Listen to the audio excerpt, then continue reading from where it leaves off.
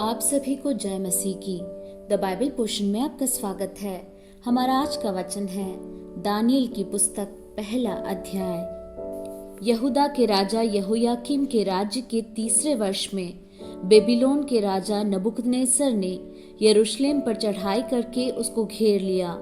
तब परमेश्वर ने यहूदा के राजा यहोयाकीम को परमेश्वर के भवन के कई पात्रों सहित उसके हाथ में कर दिया और उसने उन पात्रों को शिनार देश में अपने देवता के मंदिर में ले जाकर अपने देवता के भंडार में रख दिया।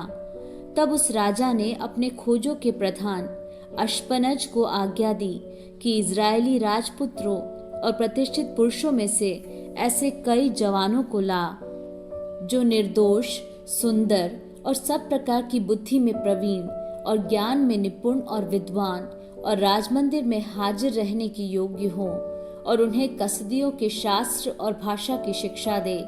राजा ने आज्ञा दी कि उसके भोजन और पीने के दाखमधु में से उन्हें प्रतिदिन खाने पीने को दिया जाए। इस प्रकार 3 वर्ष तक उनका पालन पोषण होता रहे। तब उसके बाद वे राजा के सामने हाजिर किए जाएं।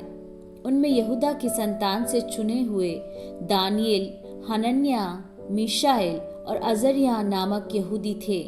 खोजों के प्रधान ने उनके दूसरे नाम रखे, अर्थात दानियेल का नाम उसने बेलतशस्सर, हनन्याह का शद्रक, मीशाएल का मेशक और अजर्याह का नाम अबेदनगो रखा। परंतु दानियेल ने अपने मन में ठान लिया कि वह राजा का भोजन खाकर और उसके पीने का दाखमधु पीकर अपवित्र न होए। इसलिए उसने खोजों के प्रधान से विनती की कि उसे अपवित्र न होना पड़े। परमेश्वर ने खोजों के प्रधान के मन में दानियेल के प्रति कृपा और दया भर दी। खोजों के प्रधान ने दानियेल से कहा, मैं अपने स्वामी राजा से डरता हूँ, क्योंकि तुम्हारा खाना पीना उसी ने ठहराया है।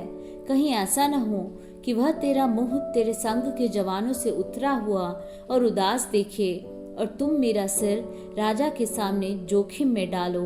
तब दानियेल ने उस मुखिए से, जिसको खोजों के प्रधान ने दानियेल, हनन्याह, मीशाएल और अजर्याह के ऊपर देखभाल करने के लिए नियुक्त किया था, कहा, मैं तुझसे विनती करता हूँ कि अपने दासों को 10 दिन तक जांच, हमारे खाने के लिए साग पात और पीने के लिए पानी ही दिया जाए।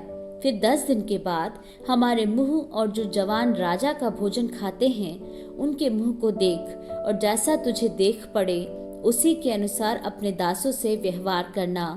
उनकी यह विनती उसने मान ली और 10 दिन तक उनको जांचता रहा। 10 दिन के बाद उनके मुंह राजा के भोजन के खाने वाले सब जवानों से अधिक अच्छे और चिकने दिखाई पड़े। तब वह मुखिया उनका भोजन और उनके पीने के लिए ठहराया हुआ दाखमधु दोनों छुड़ाकर उनको सागपात देने लगा। परमेश्वर ने उन चारों जवानों को सब शास्त्रों और सब प्रकार की विद्याओं में बुद्धिमानी और प्रवीणता दी, और दानियेल सब प्रकार के दर्शन और स्वप्न के अर्थ का ज्ञानी हो गया। तब जितने दिन के बाद नबूकदनेस्सर राजा ने जवानों को भीतर ले आने की आज्ञा दी थी, उतने दिनों के बीतने पर खोजों का प्रधान उन्हें उसके सामने ले गया। राजा उनसे बातचीत करने लगा और दानियेल, हनन्याह, मीशाएल और अजर्याह के तुल्य उन सब में से कोई न ठहरा। इसलिए वे राजा के सन्मुख हाजिर रहने लगे। बुद्धि और हर प्रकार की समझ के विषय में जो कुछ राजा उनसे पूछता था, उसमें वे राज्य भर के सब ज्योतिषियों और तंत्रियों से 10 गुणे निपुण ठहरते थे। और दानियेल कुस्रू राजा के पहले वर्ष तक बना रहा।